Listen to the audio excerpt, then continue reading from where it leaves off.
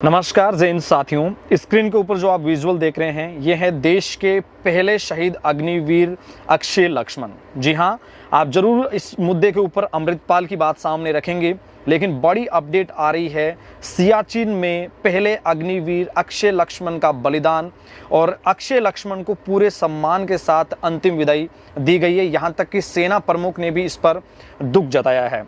हालांकि हाल ही में अग्निवीर अमृतपाल की जो गोली लगने से लाइन ऑफ कंट्रोल पे जान चली गई थी, उसके पश्चात काफ़ी सारे मुद्दे, काफ़ी सारा विवाद जो है वो सामने आया था कि उनको बिना किसी सेना के जवान के, बिना किसी सैन्य सम्मान के साथ अंतिम विदाई क्यों दी गई। इसी बीच ये खबर आ रही है सियाचिन से। सियाचिन में देश का पहला अग्निवीर बलिदान हुआ है।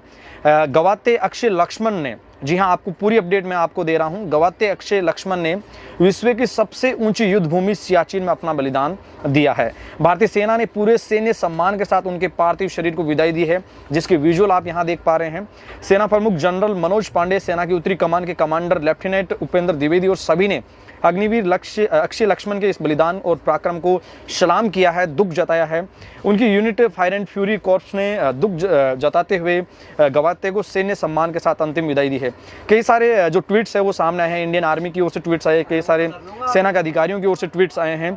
और इसी बीच जो ये विजुअल आप सीधे देख पा रहे हैं स्क्रीन के ऊपर, ये है लक्ष्मण जो अग्निवीर है, जो सेना में सेवाएं देने के लिए अग्निपथ योजना को जून 2022 में जो लाया गया था।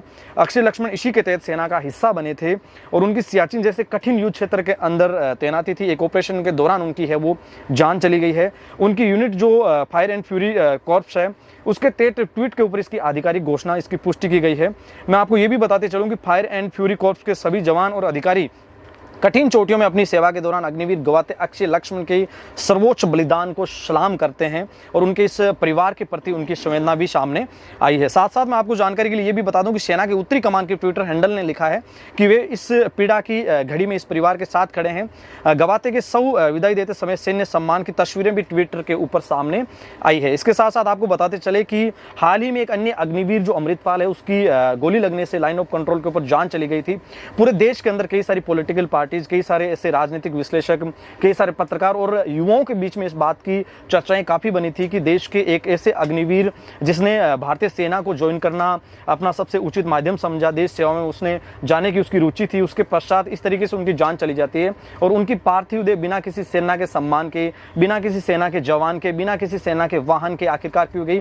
और इसको लेकर बहुत ज्यादा विवाद है वो सामने आया था और इस पर सेना ने भी स्पष्ट किया था कि अग्निवीर जो अमृतपाल था उसकी खुद के द्वारा चलाई गई गोली से उनकी डेथ हुई है और उसी के चलते ऐसी परिस्थितियों में मौजूदा जो इनकी परिस्थितियां हैं और मौजूदा जो अभी की जो योजना है उसके तहत उनको सैन्य सम्मान नहीं मिल सकता। आपकी जानकारी के लिए ये भी बताना चाहेंगे कि जो अग्निवीर अक्षय लक्ष्मण थे, ये महाराष्ट्र के मूल निवासी थे और काराकोरम जो रेंज है, लगभग 20,000 फीट की ऊंचाई पर सियाचिन ग्लेशियर जो दुनिया का सबसे ऊंचा सैन्य क्षेत्र माना जाता है, जहां सैनिक शीतदंश और बर्फीली हवाओं से वो लोग लड़ते हैं। इसी बीच ये अपडेट आई है और भारतीय सेना के कई अधिकारियों ने, पूरा भारतीय सेना जो परिवार है, पूरा देश जो है, वो अजय लक्ष्मण को अंतिम विदाई उन्होंने दी है और भारतीय सेना की ओर से सैन्य सम्मान के साथ उनकी अंतिम विदाई दी गई है।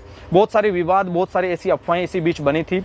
मेरे हिसाब से आप सभी साथियों को इसके बारे में अच्छे से समझ भी आया होगा कि एक अग्निवीर को लेकर जिस प्रकार के सैन्य सम्मान को लेकर जो विवाद था, उसमें किसी भी प्रकार का कोई भी फर्क नहीं है, चाहे वो एक अग्निवीर है, चाहे वो अग्निपथ योजना से पहले का कोई सैनिक है।